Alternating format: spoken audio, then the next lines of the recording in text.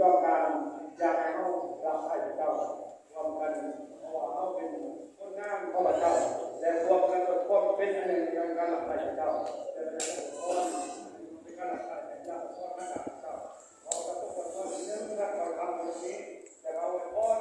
นะครับต้องใช้พระเจ้าทุกครั้งทุกคนที่ตัวมาจากใกล้ๆก็เราทำให้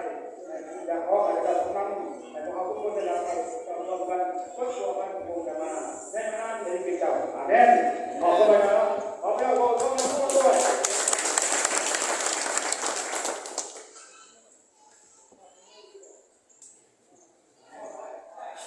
ขอบคุณพวกเราที่ได้จากองค์พระพุทธเจ้าในงานการพระพุทธเจ้าการโอกาสต่อไปจะเป็นรายการเกี่ยวกับการแข่งขันแต่คำนี้แหละถามต่อ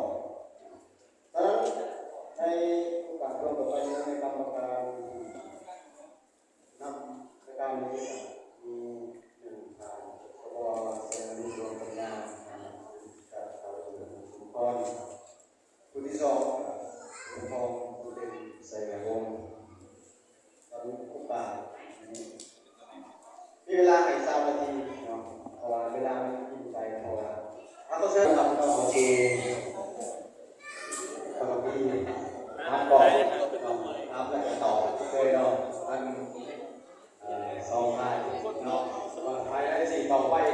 เนาะแต่เป็นอะไรเราพิจารณาไทยนะ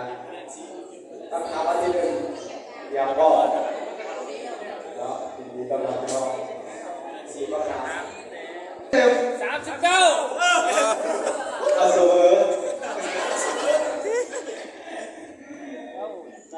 เอาไปเด้อขอเสมอปักกระบี่เดียวไม่ใช่เลย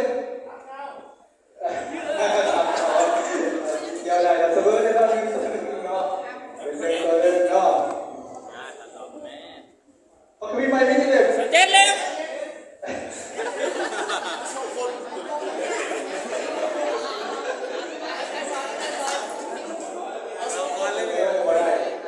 ่มเอาต้องทำใหม่ต้องทำดีเราเกี่ยวข้องเจอผู้ที่เสื้อพอถิ่นใจเก่าเอาใจใหม่เป็นคนอะไร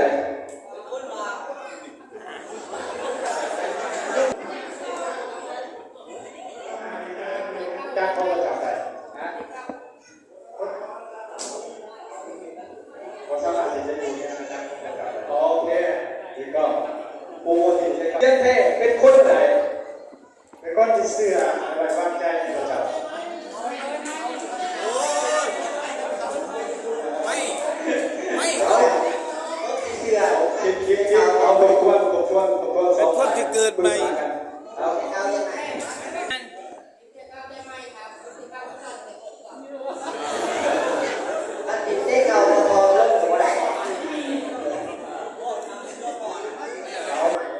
คุณเป็นคริสเตียนแท้เป็นคนอะไร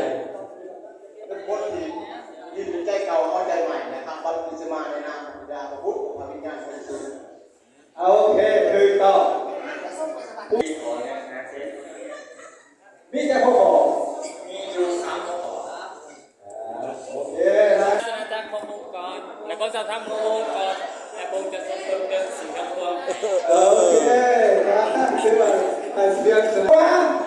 พระเจ้าทรงเกิดยังไม่ได้ทำให้รู้พระเจ้าของเราเป็นคนที่บ้านไม่เสียสละจากเจ้าชายเป็นสิ่งที่เราเป็นเด็ก